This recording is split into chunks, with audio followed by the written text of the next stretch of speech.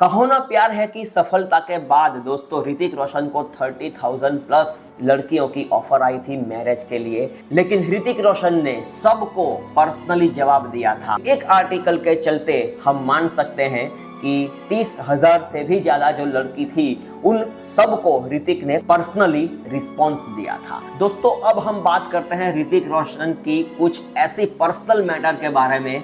ये बात कुछ ऐसी है दोस्तों कि मैं प्रेम की दीवानी हूं करके जो उनकी फिल्म आई थी, और उस फिल्म के अंदर करीना कपूर के बहुत नजदीक चले गए थे ऋतिक रोशन और उनको शायद डेट भी करने लगे थे। और उस वक्त ये बात सुजान खान को पता चल गई और उन्होंने ऋतिक को बहुत सारे सवाल किए, और उस सवालों का आंसर ऋतिक ने दिया नहीं दिया, किस तरीके से शॉर्ट आउट किया गया वो पता नहीं, लेकिन सुजान खान ने उस वक्त ऋतिक को शायद ये कहा होगा कि आज से तुम कभी भी करीना कपूर के साथ काम नहीं करोगे। उसके बाद ऋतिक की मैं दूसरी कहानी कहूंगा आपको कि जिसके अंदर उनकी मैक्सिकन ब्यूटी के साथ दोस्ती हो गई, दोस्ती प्यार में बदल गई। ये जो फिल्म है दोस्तों उसके शूटिंग के दौरान ऋतिक और बारबरा मोरे के बीच में भी बहुत सारी गपशप होनी शुरू हो गई थी।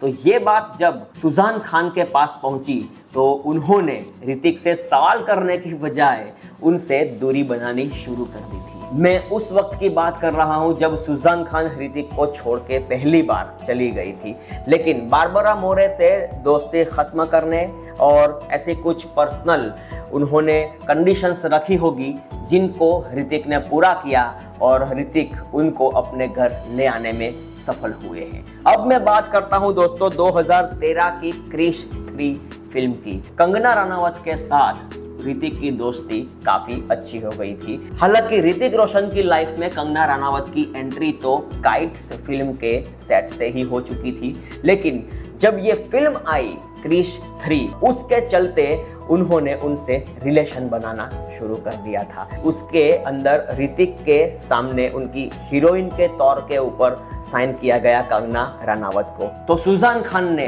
पूरे होश और हवस की हालत में ऋतिक को डिवोर्स भेज दिया कि मुझे अब आपसे डिवोर्स चाहिए, मैं अपनी लाइफ इस तरीके से बर्बाद नहीं करना चाहती, मैं अब आपसे विदा लेना चाहती हूँ जिंदगी में, क्योंकि तुमने 3 बार अपनी लाइफ में प्रॉमिस को ब्रेक किया है। 2014 में दोस्तों ऋतिक और सुजान खान दोनों ने डिवोर्स ले लिया और उनकी कुछ सेटलमेंट हुई थी 400 करोड़ रुपए। परफेक्ट अमाउंट क्या है वो तो हम एग्जैक्ट डिस्कस नहीं कर सकते, लेकिन हम मान सकते हैं कि 350 करोड़ से लेके 400 करोड़ के बीच की कोई रकम हुई होगी जो कि सुजान खान ने ऋतिक के पास लिया था। आज की डेट की मैं बात करूं तो ऋतिक रोशन साबा आजाद करके एक लड़की है जिनके साथ प्यार कर रहे हैं और थोड़े समय में शॉर्ट टाइम के अंदर वो शादी भी करने वाले हैं। ऐसी कहानी मीडिया के द्वारा सुनाई पड़ी है। मैं पर्सनली बात करूं तो ऋतिक रोशन ने अपनी लाइफ में सारे कैरेक्टर किए, कॉमेडी कैरेक्टर किए,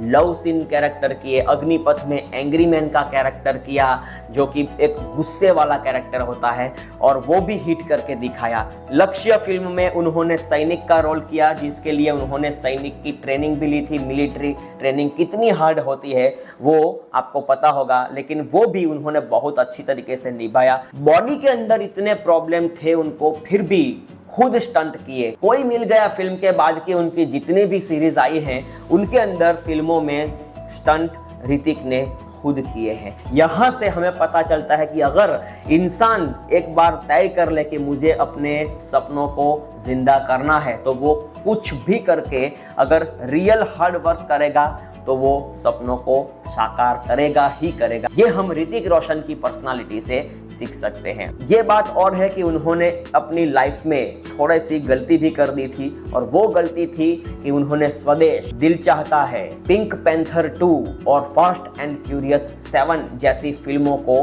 मना कर दिया था एक्टिंग करने से, और उसी की वजह से हम मान सकते हैं कि जो एरा शाहरुख खान का आया, जो एरा अमिताभ बच्चन का आया, राजेश खन्ना का आया, जो कि स्पेशली परफेक्ट हम मान सकते हैं कि ये काल के दौरान ये जो कलाकार थे वो एक हाइट पे थे। वो हाइट ऋतिक रोशन पूरी लाइफ तक नहीं देख पाएंगे, क्योंकि उन्होंने जो डिसीजन लिए थे ये बहुत ही बेकार डिसीजन हम मान सकते हैं। बॉलीवुड से रिलेटेड हर एक सेलिब्रिटी की कहानी मैं इस चैनल पर लाते रहता हूं। हर हफ्ते एक वीडियो मेरा आता है। नाना पाटेकर, मिथुन चक्रवर्ती, सोनू निगम, उदित नारायण, कुमार सानू, अलका याग्निक, अभिजीत भट्टाचार्य, रूप कुमार राठौर, AR रहमान ने ऑस्कर का सपना किस तरीके से साकार किया था, ये सारे वीडियो दोस्तों आपको इस चैनल पर मिल जाएंगे। तो दोस्तों मिलते हैं नई कहानी के साथ, नए वीडियो के साथ। तब तक के लिए जय हिंद, जय भारत, बहुत बहुत धन्यवाद।